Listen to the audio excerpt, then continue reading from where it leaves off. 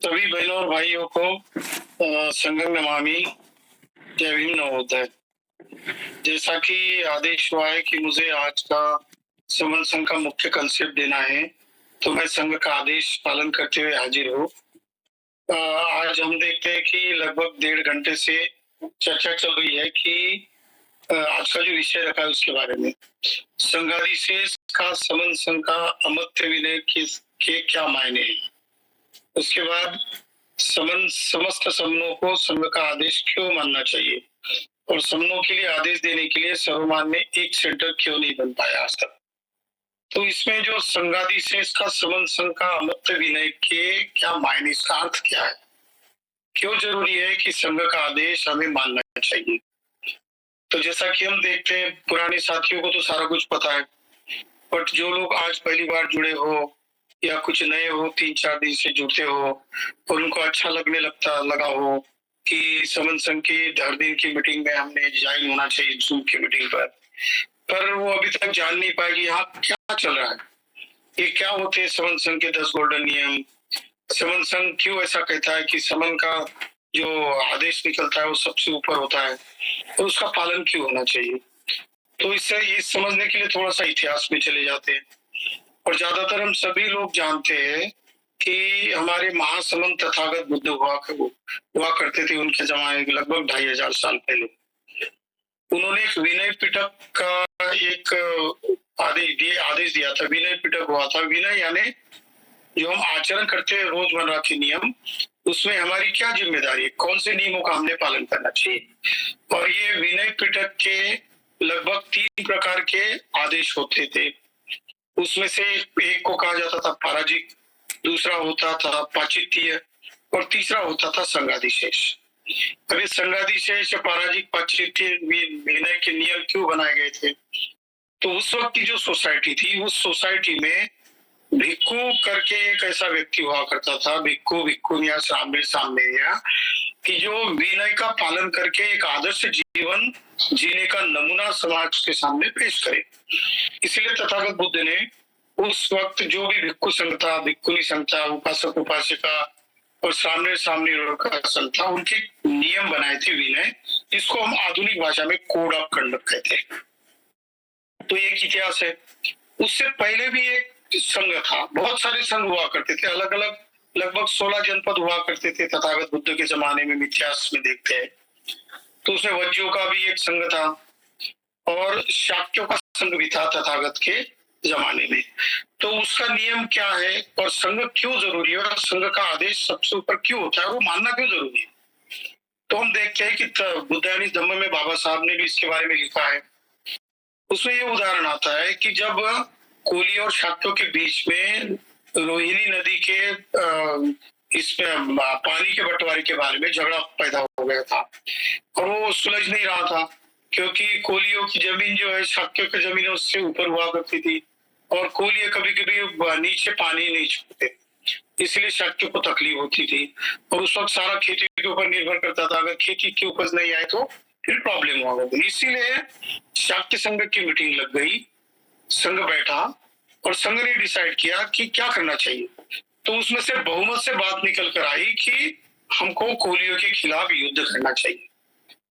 अब ये सिद्धार्थ गौतम, जबकि वो बुद्ध नहीं थे, वो उनका विरोध कर रहे थे, क्योंकि उनको पता था, बचपन से उनको आदत थी कि मेत्ता भावना की मेडिटेशन करना है, आनापाना, विपश्यना, इसके बीच में उनके बचपन में ही बीज थे और वो शांति प्रिय थे और हमेशा चर्चा से समझौता निकालने वाला उनका व्यक्तित्व था। तो ऐसे में सिद्धार्थ गौतम ने उसका विरोध किया। वो खड़े होकर कहने लगे कि युद्ध कोई इलाज नहीं किसी समस्या का। और देखो आज ये बात सिद्ध हो गई कि लगभग आज की दुनिया में आज तक लगभग 15,000 युद्ध हुए और किसी भी युद्ध ने शांति प्रस्तावित नहीं की। तो बुद्ध का कहना तो ठीक था, उस वक्त जो सिद्धार्थ थे उनका, पर समन संघ का, उनके शाक्य संघ का आदेश था कि शाक्य संघ जो बहुमत से डिसाइड करेगा वो मानना पड़ेगा। और इसके लिए उन्होंने माना कि हाँ, मैं कबूल करता हूँ कि मेरा जो प्रस्ताव है वो एक विरुद्ध जितने भी लोग होंगे उससे वो मैं हार चुका हूँ। इसीलिए जो शाक्य संघ जो मेरे ऊपर आदेश का या सूचना देगा, मेरे प्रति आदेश देगा, उसको मैं ठीक ढंग से मानूंगा, और उन्होंने माना भी। तो देखो, इसका मैं उदाहरण इसीलिए देना चाहता हूँ कि संगादि से सबसे ऊपर क्यों है। हालांकि शाक्यों का कहना गलत था, क्योंकि युद्ध कोई सोल्यूशन नहीं होता। और आगे जाके जब बुद्ध बने, तो बुद्ध घर से जब निकल गए तो हुआ भी नहीं युद्ध। सिद्धार्थ गौतम का कहना ही सही था, ऐसा प्रस्ताव भी बाद में पारित हुआ और युद्ध टल गया। पर तथागत ने शाक्य संघ का नियम का पालन किया, विनय का पालन किया, और वो संघाधिशेष माना। इससे दुनिया का क्या फायदा हो गया। कभी कभी ऐसा होता है कि गलत बात में भी अच्छी बात निकल आती है, और वो हजारों सालों का परिवर्तन कर देती है। समझो कि अगर तथागत जो उस वक्त सिद्धार्थ गौतम थे, वो तो राजा के पुत्र थे, वो डिनाई भी कर सकते थे। कौन बोलता उनको। वो कहते थे कि मेरा पिताजी राजा है, जैसे कि आज के जमाने में होता है। किसी मिनिस्टर का बच्चा आता है और अपनी 4 व्हीलर गाड़ी से 4-5 लोगों की कुचलकर हत्या कर देता है, और पुलिस स्टेशन पे भी नहीं जाता, और वो अंदर भी नहीं किया जाता, उसको छूट जाता है। आज का रूल है, जो नहीं मानते उसका। पर अगर आप नियम मानोगे तो क्या बेनिफिट हुआ। सिद्धार्थ गौतम निकल गए, पहले उनके मन में खलबली चल रही थी कि दुनिया में दुख क्यों है, क्यों लोग दुखी है। मैं आए दिन देखता हूँ कि हर कोई इंसान के जीवन में दुख होता है, और ये औरों का दुख देखकर मैं खुद दुखी हो जाता हूँ। इसका कुछ ना कुछ तो भी सोल्यूशन होगा।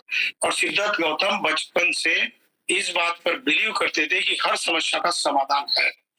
तो वो निकल पड़े, और देखते देखते उन्होंने मेडिटेशन किया, अपने मन को स्थिर किया, मन को समझने की कोशिश की, मन को आनापाना से एकाग्र किया, विपश्यना से पूरा स्कैनिंग किया, और मेत्ता भावना का ध्यान किया, और कसीना मेडिटेशन को उन्होंने अपनाया। और देखते देखते सिद्धार्थ गौतम से उस जमाने में उस वक्त का जितना भी एशिया था, वो एशिया से 2/3 एशिया बुद्धमय हो गया 200 साल बाद, अशोक काल के बाद। तो एक संघ का आदेश अगर डिनाई करते सिद्धार्थ गौतम, तो क्या होता, सिद्धार्थ बुद्ध नहीं बनते। लेकिन बात ऐसी हो गई कि शाक्य संघ का नियम उन्होंने माना और निकल पड़े अपने मन की खोज करने को। और जैसे खोज करते निकले, तो उन्होंने पहली खोज क्या की। तो कहते हैं कि मैंने क्या खोजा, तो अनेक जाति संसार संधा विश्व निविश, गहकारक गवसंतु दुखा जाति पुनः गुण, गहकारक दिठोसी पुनः गेहन कास, सब्बा के फासु का बग्गा गहकूटा विसंकता, विसंखारगतम चित्तम तन्नानं खैमत जगा। ये पहला उदाहरण निकला सिद्धार्थ जब बुद्ध बन गए। उसके बाद बुद्ध ने कहा कि ये इसका अर्थ क्या है। तो अनेकों जन्मों में, अनेकों परिस्थितियों में यहाँ पर उत्पादित होता था, मैं दुख और दुख में ही पड़ा रहता, और दुख से बाहर निकलने का रास्ता मुझे कभी नहीं मिल पाता था। लेकिन मैंने जब अपने मन की खोज करना शुरू कर दिया, और अपने मन को मैंने आनापाना से एकाग्र करना शुरू किया, तो मेरे मन में एकाग्रता से सारे दुखों को निरस्त करने का मार्ग मेरे सामने खड़ा हुआ। फिर मैंने विपश्यना की, और विपश्यना से उस हर चीज को, दुख के हर एक पार्ट को अलग अलग टुकड़ों में देखा, और उसके बीच की अनित्यता को मैंने देखा। और मैंने पाया कि ये अनित्यता ही है कि जो दुख को हमको बनाए रखती है। और इसका कारण क्या है, तो अज्ञान इसका कारण है। अज्ञान की वजह से इंसान अविद्या में यानी अविद्या में रहता है, और अविद्या में नहीं रहने की वजह से वो अज्ञानी होता है। और इसके ऊपर अगर शांत दिमाग करो, किसी का आदेश अगर भलाई का हो या बुराई का हो, लेकिन मैं इससे अपने आप को कैसा पॉजिटिव कर पाता हूँ, ये अगर मैं मान लेता हूँ, तो एक संघाधिशेष से बुद्ध भी निकल आता है। इसीलिए संघ का आदेश मानना बहुत जरूरी होता है।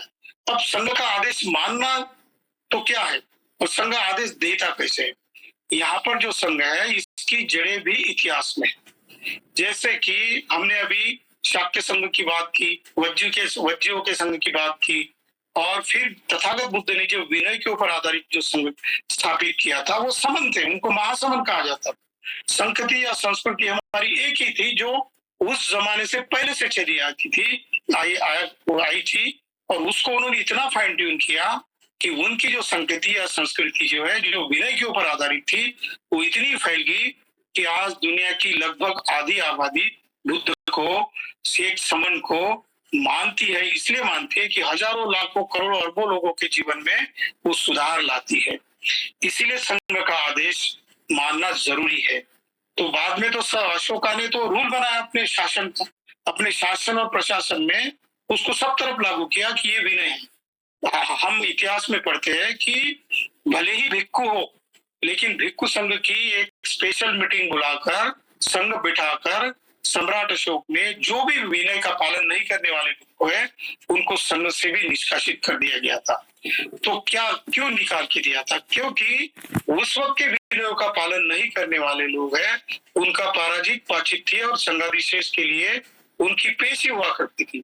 उसका पातिमुख्य बोलते, उसको पातिमुख्य हुआ करता था, और पातिमुख्य के बाद जो भी गलत है उसको सजा भी होती थी। तो इसमें से ही समन संघ ने कुछ 10 गोल्डन विनय बनाए, नियम बनाए हैं। वो नियम क्या है? तो केवल समन है हम लोग, तो समनों का नियम तो समनों को पालन करना ही है। जो समता में रहने वाले लोग हैं, समन है, वो चंदा कभी नहीं लेते, अपना खर्चा खुद करते हैं। चंदा नहीं लेने से एक दूसरे के बीच में पैसे के ऊपर झगड़े नहीं होते, तो बुराई पैदा नहीं होती। जाति का अभ्यास क्यों नहीं करती? क्योंकि जन्मजात इंसान एक जैसा ही है, हमारा रंग एक जैसा है, हम रहने का बर्ताव एक जैसा है, हम खाते पीते एक जैसा है, हम पैदाइशी एक जैसे करते हैं, हमारा सारा कुछ एक जैसा है। फिर अलग अलग क्यों जाति में बटेंगे? क्यों हम एक दूसरे को ऊंच नीच मानते हैं? तो इसलिए जाति का अभ्यास नहीं है। केवल संघवाद यानी संघ जो हमारी भलाई का डिसीजन लेता है। यहाँ पर समन संघ में क्या होता है? तो 1 तारीख को हाउस बैठता है। इसका मतलब जिन लोगों को संघ की पूरी आइडियोलॉजी पता है, ऐसे लोगों को अगला एक प्रमोशन किया जाता है। उनका क्या बोलते हैं? उसको स्पोक बोलते हैं। स्पोक यानी प्रवक्ता। जिनको समन संघ की सारी आइडियोलॉजी पता चल जाती है कि मेरे जीवन में जो मेरा भविष्य का जीवन अगर सुखमय करना चाहूँ और आने वाली जनरेशन का पीढ़ियों तक का जीवन अगर मैं दुरुस्त करना चाहूँ, तो इसके लिए मैं एक जगह पर बैठकर कुछ नियम बना लूं। इसलिए हर महीने की 1 तारीख को संघ बैठता है, हाउस लगता है, उससे डिसीजन होता है और वो संघवाद के हिसाब से निर्णय लेता है। उसमें किस तरीके का बर्ताव होता है? तो किसी का पद नहीं होता, प्रतिष्ठा नहीं होती, मंचमाला नहीं होता, और सारे लोगों के बीच में जितने भी अहंकार के लेवल धीरे धीरे कम होते जाते हैं। और उसके बाद हम जानते हैं कि ऐसा अगर संघ है तो इसका चाहे रजिस्ट्रेशन हो या नहीं हो, पंजीकरण की कोई जरूरी नहीं है, क्योंकि यहाँ पैसा नहीं, जाति का प्रयास नहीं, केवल समन की ही मानना है, तो पंजीकरण की जरूरत नहीं। और फिर 7वां नियम यहाँ पर यह स्वीकृत किया गया, संघादि से सबसे ऊपर 1 तारीख को जो हाउस लगता है, हाउस में बहुमत से 51% से या बिल्कुल एब्सोल्यूट मेजॉरिटी से जो भी पारित होता है, उस संघ के आदेश को हम सिरोधार्य मानते हैं। और इसमें और भी नियम है, राजनीति में नहीं जाएगा, संघ घातक की वापसी कभी नहीं, जो संघ की बात को नहीं मानता, जैसा देवदत्त के साथ हुआ था, उसको निष्कासित भी किया जाता है। और ये उपरोक्त नियम जो बनाए हैं, ये अमत्य नियम है, ये परमानेंट नियम है, और इसमें जो है ये मानना ही पड़ता है, क्योंकि ये अपने भलाई के नियम है। इसीलिए संघ के जो आदेश के नियम होते हैं हमारे भलाई के लिए होते हैं। अब इसका आधुनिक काल में क्या अर्थ हम ढूंढेंगे? हमने देखा है कि भारत के संविधान का चैप्टर 4 है। चैप्टर 3 में फंडामेंटल राइट्स दिए आर्टिकल 12 से लेकर तो आर्टिकल 35 तक, जिसमें हम हरदम कहते हैं कि मेरा ये जो अधिकार है, ये को सुप्रीम कोर्ट ने खत्म कर दिया, वायलेशन हुआ, वायलेट कर दिया गया, तो हम लोगों के लिए मांग करते, इकट्ठा जाते और अपनी मांग रखते हैं, कोर्ट के खिलाफ हो या गवर्नमेंट के खिलाफ हो या एक अधिकारी के खिलाफ हो। उसी तरीके से संघादि से जैसा एक रूल बना है कॉन्स्टिट्यूशन में भी, वो चैप्टर 4 में आर्टिकल 51 में, खासकर आर्टिकल 51C में दिया है कि मेरी रिस्पॉन्सिबिलिटीज क्या है। अगर मेरे फंडामेंटल राइट्स है, मेरे कुछ अधिकार मुझे मिलने चाहिए, उसका वायलेशन नहीं होना चाहिए, तो मेरी ये भी ड्यूटी है कि मैं अपने देश को, अपने देश की अखंडता को, संप्रभुता को, जैसे कि हम संविधान के प्रास्ताविक में पढ़ते हैं, हम भारत के लोग भारत को एक सार्वभौम समाजवादी धर्मनिरपेक्ष गणराज्य बनाने के लिए, और आगे ये भी कहते हैं कि हमारे अधिकारों की और कर्तव्य को निभाने के लिए हम ऐसी शपथ लेते हैं। तो इसका जो सारांश है आर्टिकल 51 में और खासकर 51C में आया है, उसमें जो है कि हमारी क्या जिम्मेदारी है कि अगर हमको इस देश को डेमोक्रेटिक रखना है, स्वतंत्र, समता, बंधुत्व और न्याय के ऊपर आधारित रखना है, तो हमको आर्टिकल 51 का पालन करना है। और अगर जो भी कोई व्यक्ति साइंटिफिक टेम्परामेंट हो, वैज्ञानिक दृष्टिकोण हो, या जो रूल बनाए जाते हैं, सिविल सर्वेंट्स के लिए अलग रूल होते हैं, जैसे सेंट्रल गवर्नमेंट के रूल्स है, जो सेंट्रल गवर्नमेंट के कर्मचारी होते हैं, सेंट्रल सिविल सर्विस रूल्स होते हैं। स्टेट गवर्नमेंट्स में जो होते हैं, जैसे कि महाराष्ट्र में हम रहे थे तो ये MCSR कहते हैं, Maharashtra civil service rules. MP के, यूपी के, पंजाब के, हरियाणा के या दिल्ली के, हर राज्य के अपने अपने कर्मचारियों के अलग अलग रूल्स है। ये दूसरे दूसरे कुछ नहीं, अपने राज्य ने अपने कर्मचारियों के लिए या फिर राजनेताओं के लिए बनाए हुए संघाधीश के नियम है। अगर इसका कोई पालन नहीं करता है तो हमारे खिलाफ डी लग जाती है, डिपार्टमेंटल इंक्वायरी होती है। उसका वायलेशन करने से हमको हमारी जॉब से, सर्विस से बर्तन भी किया जाता है, सस्पेंड भी किया जाता है। तो ये वाले नियम है अपने हितों के लिए बनते हैं। पर मेरा स्वभाव है कि मैं किसी की क्यों मानूं। मुझे तो हम कहते हैं कि मुझे संघ ने या भारत देश ने फंडामेंटल राइट्स दी है, और जब मेरे फंडामेंटल राइट्स के ऊपर कोई वायलेशन करेगा तब मैं आवाज उठाऊंगा, लेकिन मेरी जिम्मेदारियां नहीं निभाऊंगा तो आप सही मायने में सिटीजन नहीं हुए कॉन्स्टिट्यूशन के मुताबिक। उसी तरीके से समन संघ ने भी अपने नियम बनाए हैं, और ये नियम आए कहां से? तो हमारे पुरखों से। जैसे कि जो 227 विनय के या संघ के नियम है भिक्खु संघ के, वो भिक्खु के लिए, 311 भिक्खुनी संघ के लिए, सामने सामने उपासकों के लिए भी पंचशील के, अष्टशील के, दशशील के नियम है। तो ये नियम हमको पालना है, और अगर ये नहीं पालेंगे तो ठीक है, यहाँ तो हम कानून का उल्लंघन करेंगे, लेकिन संघ के विनय को अगर हम उल्लंघन करेंगे तो हमारा खुद का नुकसान होगा। क्या नुकसान होगा? जैसे कि याद करो कि 38 मंगल रूल है मंगलसूत्र में, महामंगल सूत्र के 38 रूल का अगर कोई भी व्यक्ति पालन नहीं करता है तो दुखी रहता है जीवन भर, और अगर उन 38 मंगल रूल्स का पालन करता है तो हमेशा खुद भी सुखी रहता है, दुनिया को सुखी करता है, और आने वाली जनरेशन को भी सुखी बांटता है। सिर्फ सुख बांटता है वो, दुख का लवलेज भी उसके जिंदगी में नहीं बचता। तो उन्हीं में से ये सारे रूल हमने निकल कर छान कर लिए हैं। अब जैसे कि हमने कहा कि सिविल सर्विस रूल्स है, उसका पालन नहीं करने से संघ में सजा हो जाती है, हमारे इसमें शासन में या प्रशासन में या कंपनियों में।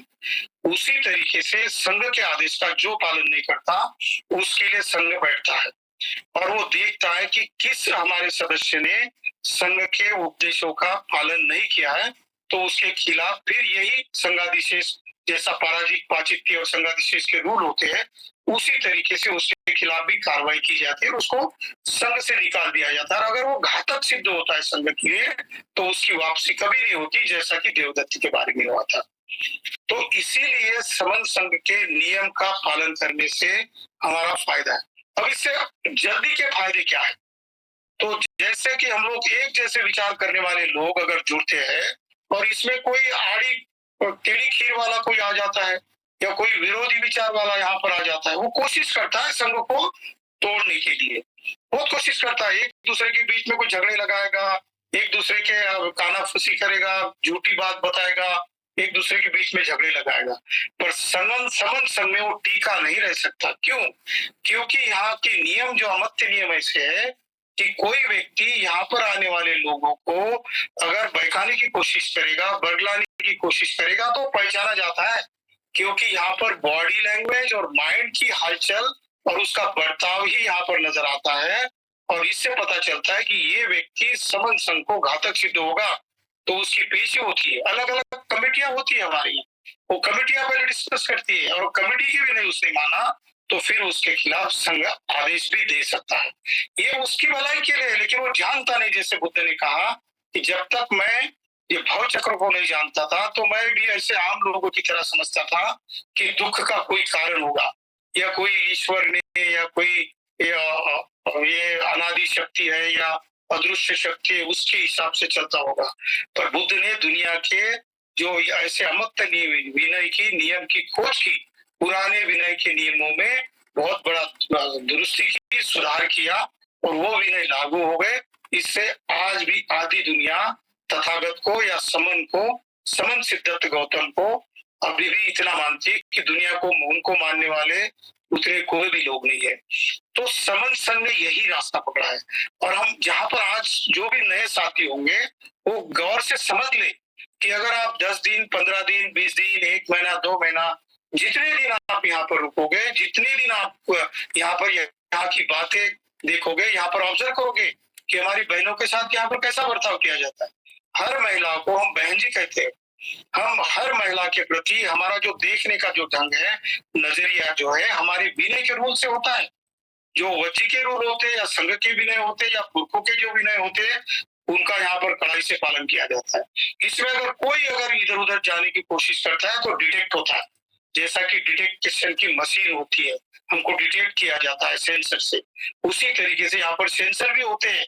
बहुत सारे हमारे जो कार्यकर्ता है, हमारे समन संघी, जो लोग पके हुए समन संघी, वो ऑब्जर्व करते रहते हैं कि यहाँ पर कहाँ पर क्या क्या चल रहा है, किसका क्या बर्ताव हो रहा है। तो ये हमारे दुरुस्त होने के ही रूल हमने अडॉप्ट की है, उसको हमने सिरोधार्य माना है, क्योंकि इससे हमारी आने वाली जनरेशन का फायदा होगा।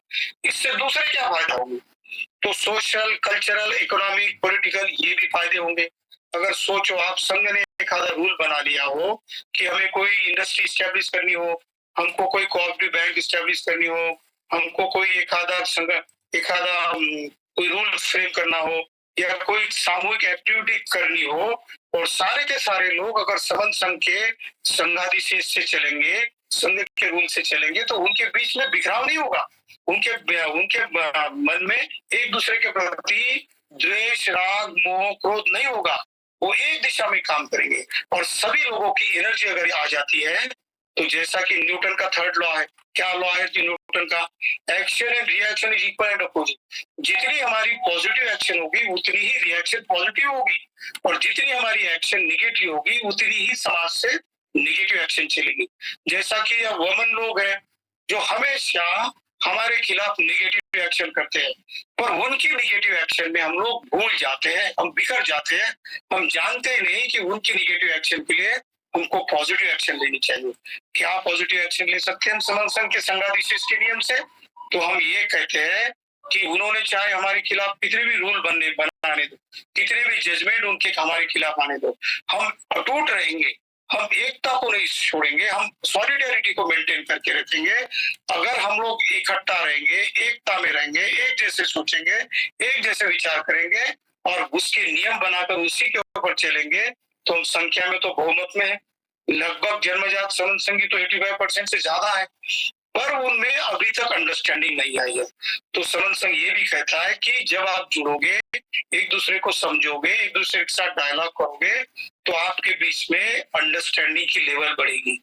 अंडरस्टैंडिंग यानी एक दूसरे को समझने की अगर लेवल बढ़ जाती है, तो दूसरों की गलत बात भी हम ठीक तरीके से समझ लेते हैं, और उसको समझने का तरीका भी हमारे पास आता है, बड़े प्यार से समझा के बताते हैं कि भाई देखो ऐसा ऐसा हो गया, समन भाई तो आपका ऐसा गलत हुआ, इसका आंसर ऐसा नहीं, ऐसा होना चाहिए। अगर किसी व्यक्ति को क्रोध से और उसको फटकार लगा दोगे, तो वो जल्दी तुरंत रिएक्ट करेगा और उसमें से झगड़ा पैदा होकर और बिखराव, नुकसान हो सकता है। पर समन संघी उसको बराबर समझते हैं, उसकी साइकोलॉजी को समझते हैं, उसके ट्रीटमेंट के बारे में सोचते हैं, और धीरे धीरे ऐसे रूल हमारे बनते जाते हैं, और ये रूल निरंतर हम लोग अपने अनुभव के आधार पर चेक भी करते रहते हैं कि जैसे समन संघ के जो एक तारीख के हाउस में अगर कोई नियम बना लिया हो और पता चला हो कि इसमें ऐसी ऐसी गलतियां है, तो दूसरे महीने का हाउस बैठता है, उसमें कोई साथी प्रस्ताव ले आता है, उसके ऊपर गंभीरता से चर्चा होती है और उसकी बात को ठीक तरीके से सुना जाता है, और उसका निचोड़ निकालकर सही रास्ता क्या है इसके ऊपर फिर से निर्णय होता है, और उस निर्णय को नियम का रूप देते हैं, और उस नियम के ऊपर हम चलने की कोशिश करते हैं। इससे क्या होगा, तो हम पॉलिटिकली भी इक्वालिटी में आ सकते हैं, हम सोशली भी इक्वालिटी में आ सकते हैं, और कल्चरली भी इक्वालिटी में आ सकते हैं। और अगर हम कल्चरली यानी संगति के तौर पर इकट्ठा आएंगे, तो हम सोशली भी इकट्ठा आएंगे, और कल्चरली और सोशली इकट्ठा आएंगे, तो पॉलिटिकली जो लोग इकट्ठा आने के लिए कोशिश नहीं करते, उनको भी सीधे करने की ताकत समन संघ में आती है। ये ताकत आगे चल के पैदा होने वाली है। इतने सारे फायदे हैं संघाधीश के आदेश को मानने से। अगर इतना समझाने के बाद भी आपको अगर नहीं समझ में आया हो, तो आप बता सकते हो कि भाई और ये रूल होने चाहिए, वो रूल होने चाहिए, आप लेके आओ हाउस में और बताओ कि ये रूल और जरूरी है। अगर ये नए हैं, साइंटिफिक है और मॉडर्न विचार है, या आधुनिक दुनिया के चलते जरूरी अगर है विचार, तो ये विचार हम स्वीकृत भी करेंगे अगर वो बहुमत से सिद्ध किए जाएंगे, बहुमत से स्वीकृत किए जाएंगे। तो इस तरीके से समन संघ के आदेश जो है बहुमत विनय है, इसके मायने हैं, इसीलिए इसको मानना है। और ये मानना इसीलिए है बहुजन हिताय बहुजन सुखाय लोकानुकंपा अत्ता हिता अनन्या हिताय सत्तादेव मनुष्यानंद आदि कल्याणं मध्य कल्याणं परियोजनंद। शुरू में मध्य में और अंत में एक कल्याण के है, इसीलिए हमको अडॉप्ट करना है। और ये मानने से क्या होगा, तो हम सभी समन संघ की लोगों की आने वाली जनरेशन तक भलाई होने वाली, हम सुखमय जीवन जिएंगे, क्योंकि हम लोग पावर में आ सकते हैं। हम लोग एकता में रहने से जो भी हम चाहेंगे 51% के ऊपर आएंगे, तो हम संविधान में भी जो सुधार वो कर सकते हैं, क्योंकि संविधान हमारा लीडर है। संविधान लीडर है, लेकिन वो तो एक किताब है। खतरे में तो हम हैं। अगर खतरे से बचना चाहते हो तो इकट्ठा आ जाओ, समन संघ के सारे विनय का पालन करने की कोशिश करो, और इसके चलते अपने जीवन को और अपने आने वाले भविष्य की जनरेशन की जीवन को सुखी करने की कोशिश करो। यही समन संघ का आदेश है। अब इसका एक सेंटर क्यों नहीं, तो धीरे धीरे इसकी दिशा में भी समन संघ अग्रसर हो रहा है। आज तो एक ऑफिस है हमारा, पर समन संघ चाहेगा कि हमारे जितने भी पके हुए समन संघी है वो इकट्ठा में बैठेंगे, एक चर्चा करेंगे, और हमारा एक ही सेंटर से काम भी चल सकेगा। हम लोग कोई भी काम है, देश लेवल का हो या अंतर्राष्ट्रीय स्तर का हो, एक ही जगह से सोच कर हम लोग उसका आदेश निकाल के, संघादेश निकाल के उसके ऊपर अगर पालन करेंगे तो हम एकता से हमेशा विजेता ही होंगे, और विजेता के सिवा हम हार ही नहीं सकते, क्योंकि संघ जब भी जुड़ते हैं तब संघ विजेता ही होते हैं। संघ टूटते नहीं है, क्योंकि संघ एक दूसरे को अंडरस्टैंड करते हैं। इसीलिए जरूरी है कि समन संघ के आदेश को हमको मानना है, संघ का आदेश इसीलिए जरूरी है। अगर मेरी बात से अगर कुछ गलत हुआ हो तो मैं समन संघ से माफी चाहता हूँ। संघे यो कलितो दोषो संगो खमतु तम्मम। अगर संघ के प्रति मेरे से अगर कुछ गलत निकला हो, गलत बात हुई हो, तो संघ मुझे माफ करे। संगं नमामि, संगं नमामि, संगं नमामि। जय भीम, नमो बुद्धाय। मैं समन हूँ, हम सब समन हैं।